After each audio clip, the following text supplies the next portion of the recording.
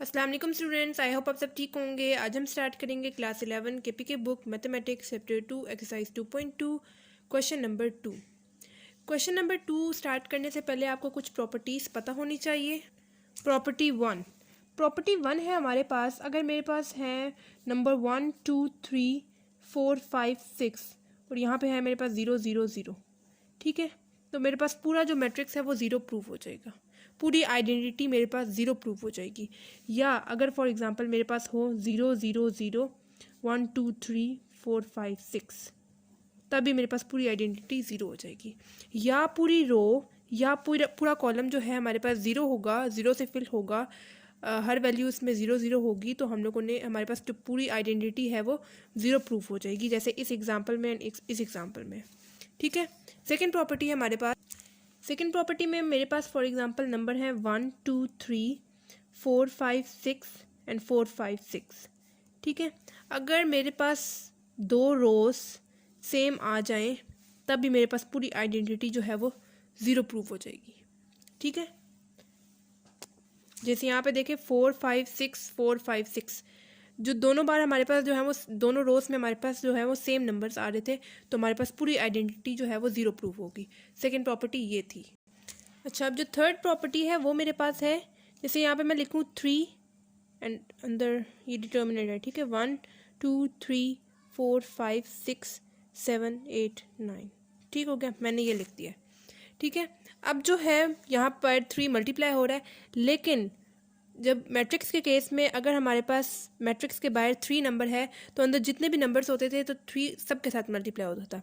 लेकिन डिटर्मिनेंट के केस में ये वाला जो 3 है या वो किसी एक रो के साथ या किसी एक कॉलम के साथ मल्टीप्लाई होगा, ठीक है, या किसी एक कॉलम के साथ या किसी एक रो, कोई एक चीज़ इन दोनों में से उसके साथ मल्टीप्लाई होगा, पूरे के साथ ये नहीं मल्टीप्लाई होगा। फॉर एग्जाम्पल मैं 3 को मल्टीप्लाई करवाना चाहती हूँ रो 3 के साथ, तो बाकी सारी वैल्यूज एज इट इज़ आएंगी। 1 4 7 2 5 8 3 3 ज़ार 9 3 6 ज़ार 18 एंड 3 9 ज़ार 27, ठीक हो गया। मतलब मैंने जो है वो 3 को मल्टीप्लाई किया है कॉलम 3 के साथ, ठीक हो गया। प्रॉपर्टी 3 दोबारा से समझें। जो मैट्रिक्स होते थे बाहर जो भी कांस्टेंट नंबर होता था वो सब के साथ मल्टीप्लाई होता था, लेकिन डिटर्मिनेंट के केस में जो बाहर नंबर है या वो किसी एक रो या किसी एक कॉलम के साथ मल्टीप्लाई होगा, ठीक है। जैसे इस केस में मैंने जो है वो 3 को मल्टीप्लाई सिर्फ करवाया है कॉलम 3 के साथ, एग्जांपल दे रही हूँ मैं आपको, ठीक है। मैंने जो है सिर्फ इस जो है वो कॉलम के साथ मल्टीप्लाई करवाया है 3 को, और बाकी वैल्यूज सारी एज इट इज़ आप लोग देख सकते हैं। प्रॉपर्टी 1 में अगर हमारे पास किसी भी रो या किसी भी कॉलम में ज़ीरो आ जाता है तो पूरी आइडेंटिटी हमारे पास ज़ीरो प्रूफ हो जाती थी। प्रॉपर्टी 2 में हमारे पास दो रोज़ या दो कॉलम्स में सेम नंबर होते थे, जैसे 4 5 6 4 5 6, तो पूरी आइडेंटिटी हमारे पास तब भी ज़ीरो प्रूफ हो जाती थी। प्रॉपर्टी 3 में कोई भी बाहर नंबर कॉन्स्टेंट है, डिटर्मिनेंट में सिर्फ एक रो या एक कॉलम के साथ मल्टीप्लाई होगा, ठीक है, सबके साथ वो मल्टीप्लाई नहीं होगा। अब प्रॉपर्टी 4 है मेरे पास कि अगर मेरे पास फॉर एग्जांपल है 1 2 3 4 5 6 7 8 9, अगर मैं इस जो रो 2 है, ये रो 1, ये रो 2 एंड ये रो 3, अगर मैं रो 2 को इंटरचेंज करूँ रो 1 के साथ, जैसे फॉर एग्जांपल 4 5 6 को पहले लिख दूँ, 1 2 3 को इसकी जगह पे लिख दूँ और 7 8 9 एज इट इज़, ठीक है। मतलब मैं यहाँ पे इंटरचेंज कर रही हूँ रोज़ को, तो मेरे पास ब्रैकेट के बाहर नेगेटिव साइन आ जाएगा, ठीक है। अगर मैं किसी रो या किसी कॉलम को इंटरचेंज कर रही हूँ, मतलब जैसे मैंने यहाँ पे रो 1 की जगह जो है वो रो 2 लिख दिया था 4 5 6, एंड रो 2 की जगह रो 1 लिख दी थी 1 2 3, ठीक है, और 7 8 9 यानी रो 3 एज इट इज़ लिखती थी, तो मेरे पास नेगेटिव साइन आ गया। अगर मैं दोबारा इसको इंटरचेंज करूँगी, जैसे 1 2 3 4 5 6 7 8 9, पहले नेगेटिव साइन था, दोबारा मैंने इंटरचेंज किया तो अगेन नेगेटिव साइन आ जाएगा और negative negative minus minus plus हो जाएगा, ठीक है। ज़रूरी नहीं है कि मैंने इन्हीं दोनों को एक्सचेंज करना है, मैं इसके साथ भी अगर एक्सचेंज करूँगी तब भी मेरे पास बाहर जो है वो नेगेटिव साइन आएगा और माइनस माइनस प्लस हो जाएगा, ठीक हो गया।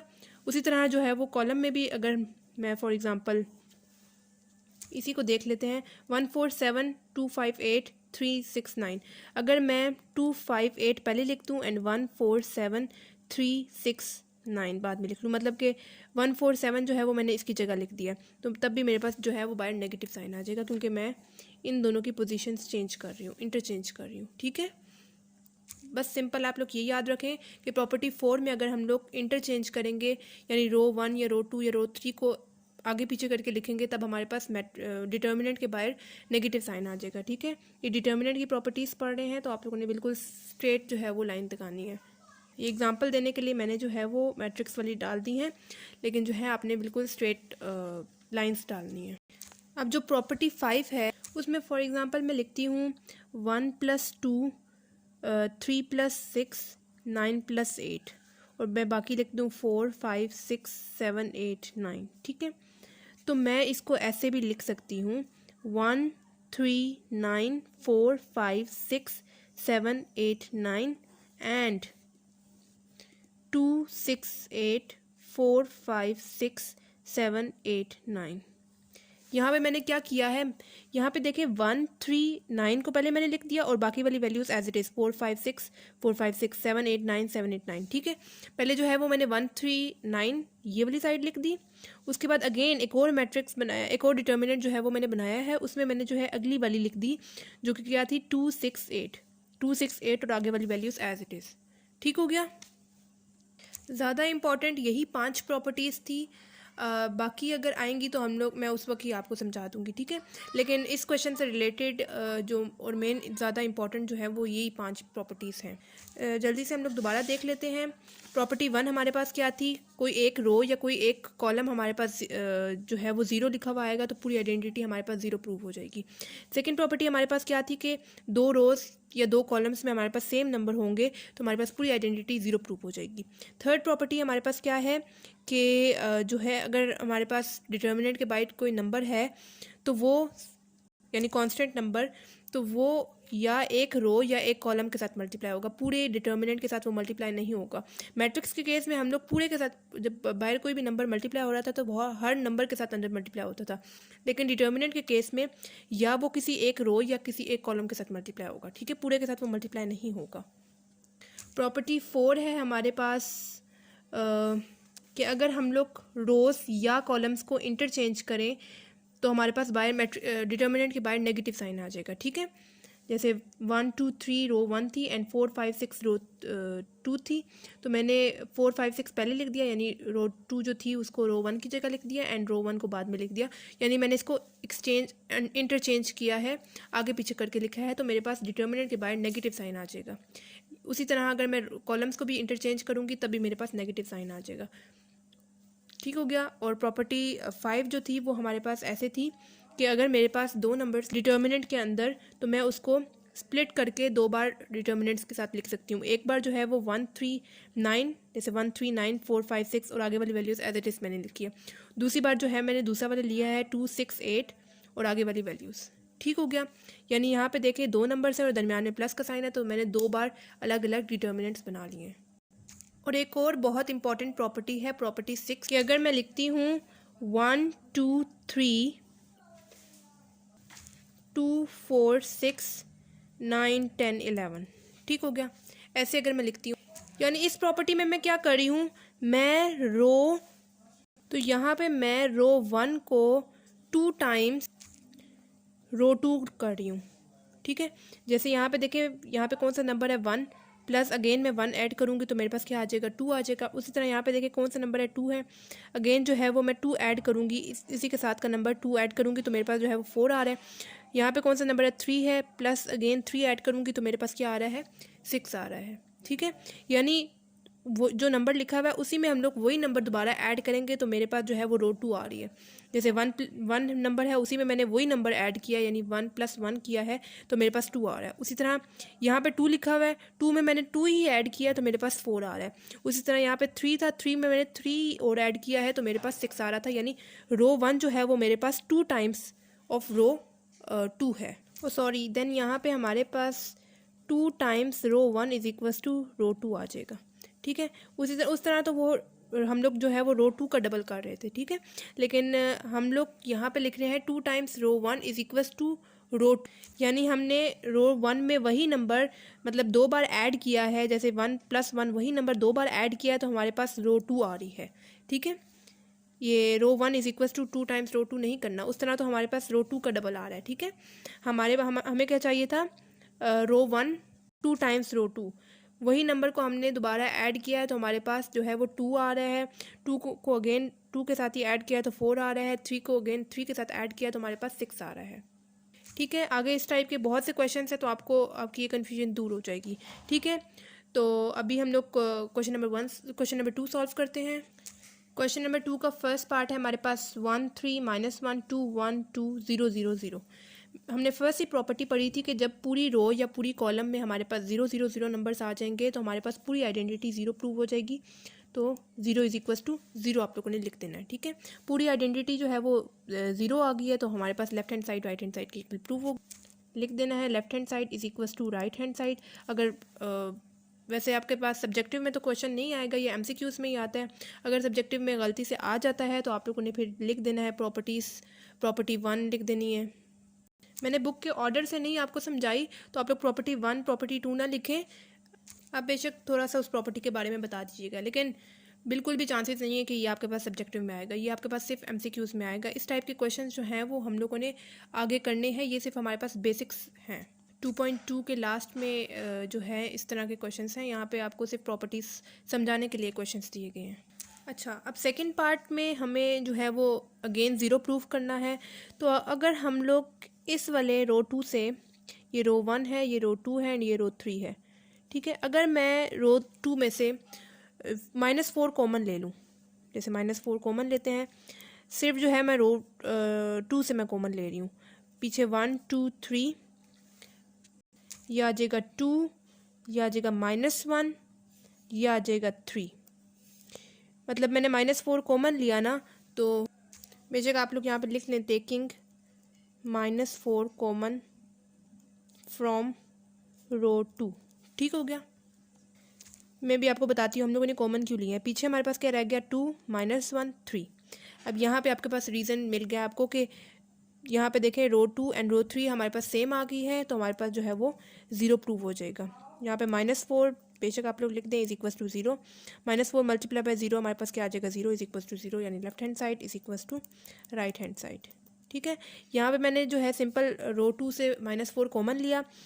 सिंपल जो है यहाँ पे 8 में से -4 कॉमन लिया तो 2 आ गया। 4 में से -4 कॉमन लिया तो प्लस था यहाँ पे, तो माइनस जब बाहर कॉमन लिया है तो अंदर जो है वो प्लस के साथ माइनस आ जाएगा। ठीक है, एंड यहाँ पे -12 था, -4 बाहर कॉमन लिया तो जो है वो यहाँ पे 3 आ गया। तो हमारे पास रो 2 एंड रो 3 जो है वो कॉमन आ रही थी, मतलब सेम आ रही थी। तो हमने प्रॉपर्टी 2 पढ़ी थी कि अगर दो रोज हमारे पास सेम आए तो वो हमारे पास 0, पूरी आइडेंटिटी हमारे पास 0 आ जाती है। तो -4 मल्टीप्लाई बाय 0 हमारे पास 0 आ जाएगा and left hand side = right hand side 2 होगी। अच्छा, अब जो थर्ड पार्ट है उसमें हम लोग अगेन लेफ्ट हैंड साइड को राइट हैंड साइड के हमने इक्वल प्रूफ करना है। हम लोग लिख देंगे left hand side = left hand side में हमारे पास क्या है, 1 3 2 3 -1 1 -2 1 4। ठीक हो गया। अगर जो है मैं इसका यहाँ पे हम लोगों ने सिंपल अगेन जो है वो लेफ्ट हैंड साइड को राइट हैंड साइड के इक्वल प्रूफ करना है। अगर मैं इसमें क्या करूँ, 1 3 मतलब पूरे का ट्रांसपोज में ले लूँ, ट्रांसपोज लेके देखते हैं। 1 3 मतलब रोज ट्रांसपोज में क्या होता है, हमारे पास रोज जो है वो कॉलम्स में शिफ्ट हो जाती हैं। यहाँ पे हमारे पास रो में क्या है, 1 3 -2, ये कॉलम में शिफ्ट हो जाएगी 1 3 -2। उसी तरह ये भी हमारे पास रो में है, कॉलम में शिफ्ट हो जाएगा 3 -1 1। उसके बाद ये भी जो है रो में है तो कॉलम में शिफ्ट हो जाएगा 2 1 4। ठीक हो गया। अब यहाँ पे आप लोग देख सकते हैं लेफ्ट हैंड साइड हमारे पास ये है और राइट हैंड साइड हमारे पास ये है, दोनों सेम आ रही है तो आप लोगों ने लिख देना है left hand side = right hand side. ठीक हो गया। मतलब पार्ट नंबर 3 से हमें एक और प्रॉपर्टी मिली है दैट A = A ट्रांसपोज। ठीक है, ये हमारे पास A है एंड A ट्रांसपोज भी हम लोग ले तो हमारे पास अगेन जो है वो A के इक्वल आ जाती है। तो ये बेशक आप लोग प्रॉपर्टी 6 कर लें। आप लोग इसके प्रॉपर्टीज़ के ज़रूर नोट्स बनाइएगा क्योंकि ये MCQs में एक ना एक MCQ ज़रूर आता है प्रॉपर्टी से रिलेटेड। तो जितनी भी मैंने प्रॉपर्टीज़ आपको समझाई हैं उसको बेशक आप लोग एक पेज पे लिख लें। प्रॉपर्टी 3 में यहाँ पे मैं राइट हैंड साइड लूँगी क्योंकि हमारे पास -3 जो है बाहर आ रहा है। बेशक आप लोग लेफ्ट हैंड साइड ले लें, मैं आपको बताती हूँ कैसे हम लोग इसको सॉल्व करेंगे। हम लोग राइट हैंड साइड ले रहे हैं। राइट हैंड साइड में मैंने आपको क्या बताया था कि प्रॉपर्टी 3 हमने पढ़ी थी कि कोई भी नंबर बाहर, कोई भी कांस्टेंट नंबर बाहर है, डिटर्मिनेंट के केस में वो सिर्फ एक रो या किसी एक कॉलम के साथ मल्टीप्लाई होगा। ठीक है, लेफ्ट हैंड साइड में अब जो -3 है उसको हमने देखना है कि किसके साथ हम लोग मल्टीप्लाई करें, तो वो हमारे पास लेफ्ट हैंड साइड के इक्वल आए। तो ये 3 1 2 as it is, 2 1 4 as it is. -3 को जो है वो मैं कॉलम 3 के साथ मल्टीप्लाई कर दूंगी। -3 मल्टीप्लाई कॉलम 3, कॉलम 3 के साथ मल्टीप्लाई करूंगी। -3 मल्टीप्लाई बाय 0 हमारे पास 0 ही आएगा। -3 मल्टीप्लाई बाय 1 हमारे पास -3 आ जाएगा। एंड -3 मल्टीप्लाई बाय 2 मेरे पास आएगा -6। तो आप लोग देख सकते हैं left hand side and right hand side मेरे पास जो है वो सेम आ रही है, इक्वल प्रूफ हो गई है।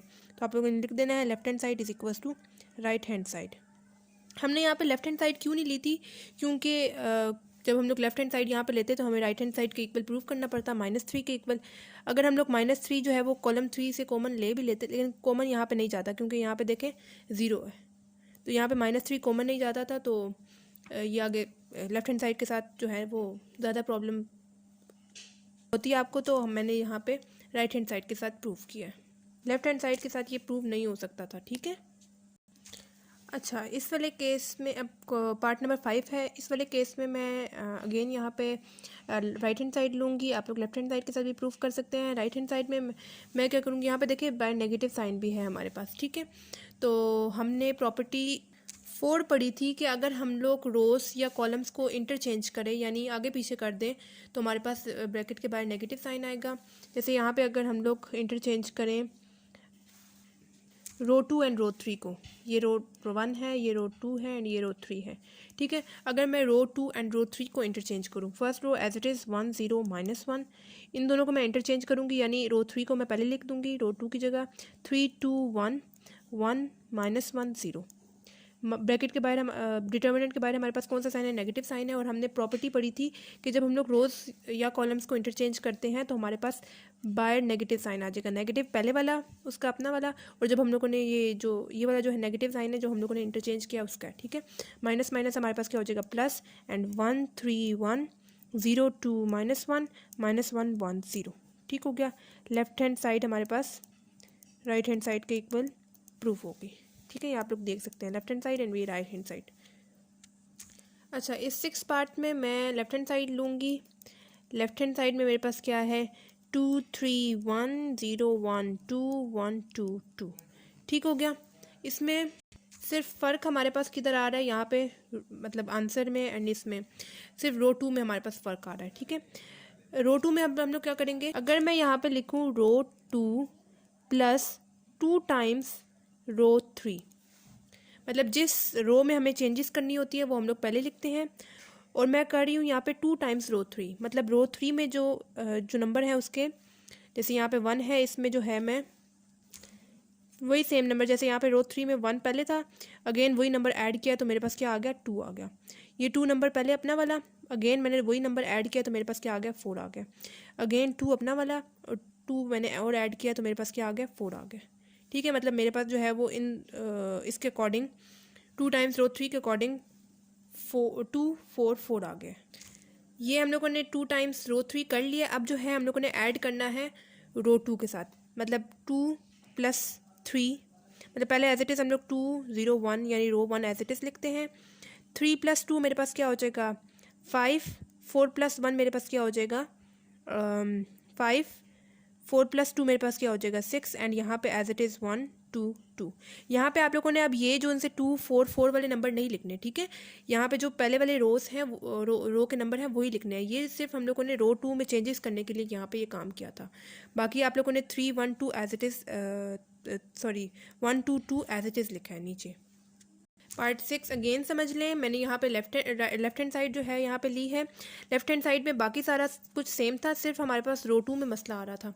ठीक है, रो 2 में मसला आ रहा था तो मैंने क्या किया, यहाँ पे रो 2 पहले लिखी है, क्योंकि मुझे जिस रो में हम लोग चेंजेस करते हैं वो पहले लिखते हैं। ठीक है, रो 2 मैंने पहले लिखी है, प्लस 2 टाइम्स अगर मैं रो 3 करूँ, मतलब जो नंबर है लिखा हुआ उसी में वही नंबर दोबारा ऐड करूँ, तो यहाँ पे 1 + 1 2 आ रहा था, 2 + 2 मेरे पास 4 आ रहा था, एंड 2 + 2 4 आ रहा था। फिर जो आंसर उसके आए उसमें वही नंबर, जैसे 2 + 3 मैंने ऐड किया, तो मेरे पास आ रहा था 5। उसी तरह 4 + 1 रो 2 का जो अपना वाला नंबर है 1 में +4 जो यहाँ पे हमने चेंजेस किया वो ऐड किया तो मेरे पास 5 आ रहा था। उसके बाद 4 जो हम लोगों ने इनको ऐड किया है प्लस किया है उसमें जो रो 2 का अपना नंबर था यानी 2, तो मेरे पास क्या आ रहा था 6 आ रहा था। तो आप लोग देख सकते हैं left hand side and right hand side equal आ गई है, तो आप लोगों ने लिख देना है left hand side is equal to right hand side. ठीक हो गया। तो ये था हमारे पास एक्सरसाइज 2.2 का क्वेश्चन नंबर 2।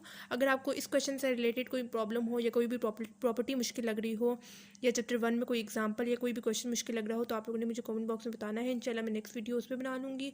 और आप लोगों ने मुझे ये भी बताना है कि आपको मेरी वीडियोस कैसी लग रही हैं, क्या ये हेल्पफुल है या नहीं है। और आपने मेरे चैनल को सब्सक्राइब भी करना है ताकि मेरी सारी वीडियोस आपकी तरफ टाइमली पहुंच जाएं।